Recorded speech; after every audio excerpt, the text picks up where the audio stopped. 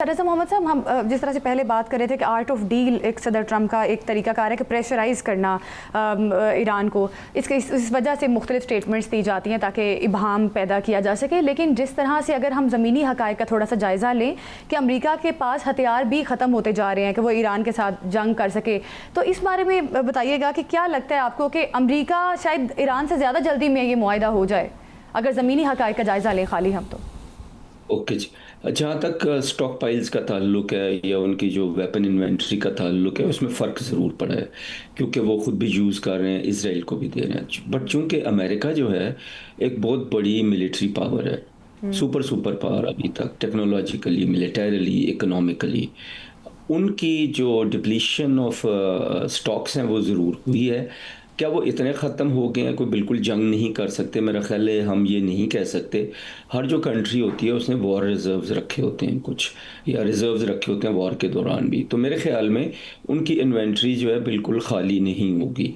Number 2 बात यह है कि अगर जंग बंद होती है तो उसमें एक एस्पेक्ट तो ये ज़रूर है कि ख़र्चा बड़ा हो रहा है जंग में, और जो अमेरिकन पब्लिक है उसको नुकसान हो रहा है। ऑयल महंगा हो गया, महंगाई हो गई, दुनिया की तरफ से भी प्रेसिडेंट ट्रंप पे प्रेशर है और इंटरनली भी अपने अवाम की तरफ से प्रेशर है।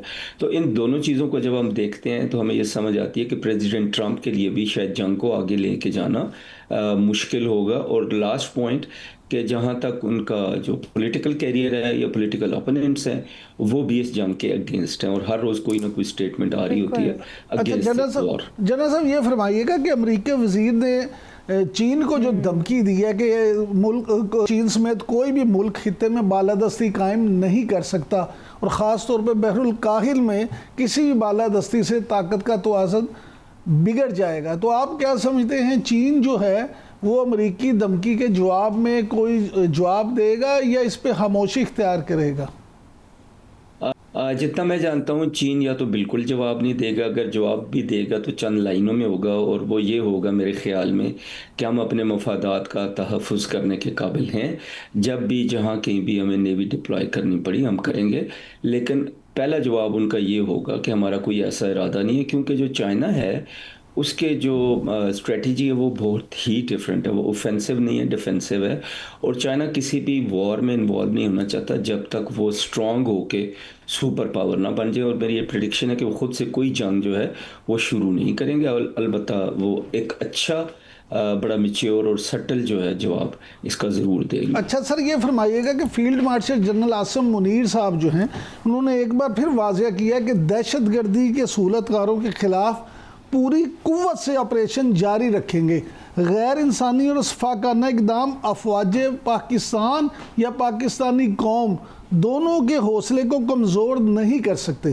पाक फ़ौज के जो सरबराह हैं उनके इस अज़्म को आप किस तरह से देखते हैं सर? जी बहुत शुक्रिया। मेरा ख़्याल है इसमें कोई शकूक और शुबहात नहीं होने चाहिए। सबसे पहली बात यह है कि बहुत अरसे से ऑपरेशन रद्दुल फसाद जारी था, फिर उसके बाद अगला ऑपरेशन आ गया, बीच में बुनियादुल मरसूस आया। तो पाकिस्तान मिलिट्री ने अपनी ability, physical, mental, spiritual, psychological एक एबिलिटी जो है to fight a war establish कर दी हुई है पूरे ख़ित्ते में, पूरी दुनिया में, नंबर 1।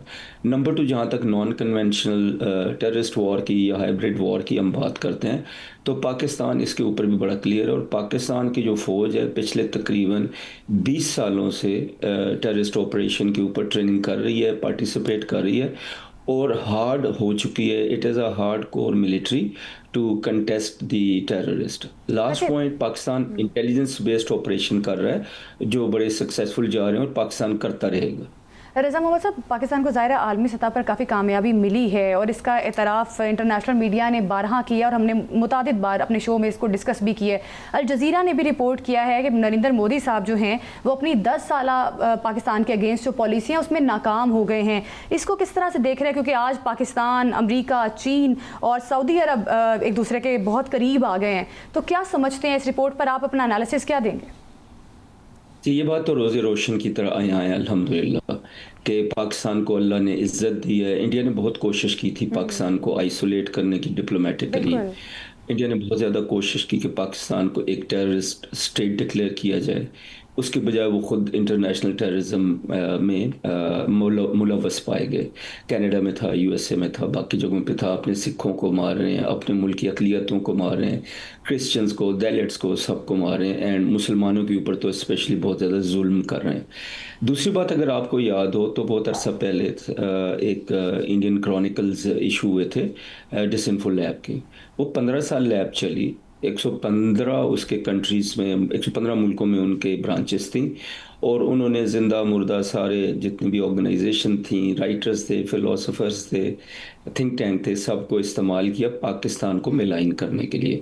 الحمدللہ وہ ظاہر ہو گیا، ڈسکریڈٹ ہو گیا. ابھی تو بنیاد مرصوص کے بعد تو ہر آئے دن پاکستان کو ایک ذمہ دار اور مثبت اسٹیٹ کے طور پہ دیکھا جا رہا ہے، which is not part of a problem but part of a solution. اور بہت عزت کی نگاہ سے امریکہ اور باقی جتنی ویسٹرن کنٹریز ہیں، لوکل جو ایریا کے لوگ ہیں، جو جی سی سی کنٹریز ہیں، چائنا ہے، ہر روز آپ کوئی نہ کوئی اسٹیٹمنٹ سنتے ہیں. آج بھی لیکن جنرل صاحب، لیکن یہاں سوال ہے کہ یہ بھی پیدا ہوتا ہے کہ فتنۃ الخوارج ہوں، بی ایل اے ہو، یا اس طرح کی کالعدم جو تنظیمیں ہیں، ان کی فنڈنگ کی اگر ہم بات کریں تو سر یہ تو روز روشن کی طرف عیاں ہو چکا ہے کہ اسرائیلی موساد ہو یا بھارتی ایجنسی را ہو، وہ ان کو نہ صرف فنڈنگ کرتے ہیں بلکہ پوری لاجسٹک سپورٹ بھی دیتے ہیں.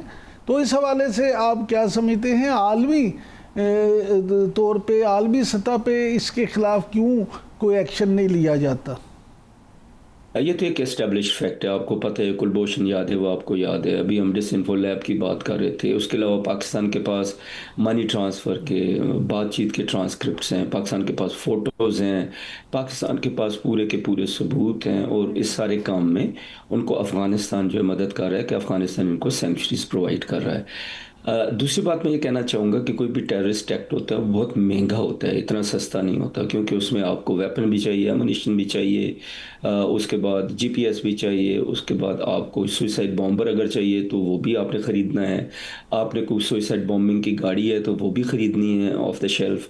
اور یہ کانگلومیریٹ ہے ٹیررسٹ کی جو مل کے ایک آپریشن کو پل آف کرتی ہے. اور ایک آپریشن پہ جو خرچہ ہے $25,000 سے $50,000 تک جو ہے، یہ تو منیمم خرچہ ہے، کیونکہ بہت سارے لاجسٹکس انوالو ہوتے ہیں. تو جب اتنے پیسے کی بات ہوتی ہے تو طالبان افغانستان تو اتنا، یا طالبان پاکستان جو ہیں، ٹی ٹی پی جو فتنۃ الہندوستان ہے، اور فتنۃ الخوارج ہمارے ملک میں جو ہیں، ان کے پاس اتنا پیسہ تو ہے نہیں. تو وہ پیسہ بھی ملتا ہے انہیں باہر سے، اور خاص کر انڈیا سے ٹریننگ بھی ملتی ہے، فیسیلیٹیشن بھی ہوتی ہے. اور سب سے بڑی فیسیلیٹیشن ہوتی ہے کسی کو اپنے ملک میں رکھنا سیف اینڈ سیکیور، اور ان کو الاؤ کرنا وہاں سے آپریٹ کریں، اور بچ کے تو واپس آ کے پھر اسی سینکچری میں آرام کریں. تو یہ ساری چیزیں روز روشن کی طرح آیا ہے. ایکشن کیوں نہیں لیا جاتا؟ بالکل ایکشن کیوں نہیں لیا جاتا؟ سوری، جی، ایکشن کے لیے ہمیں تھوڑی سی اور محنت کرنی پڑے گی. بالکل بالکل.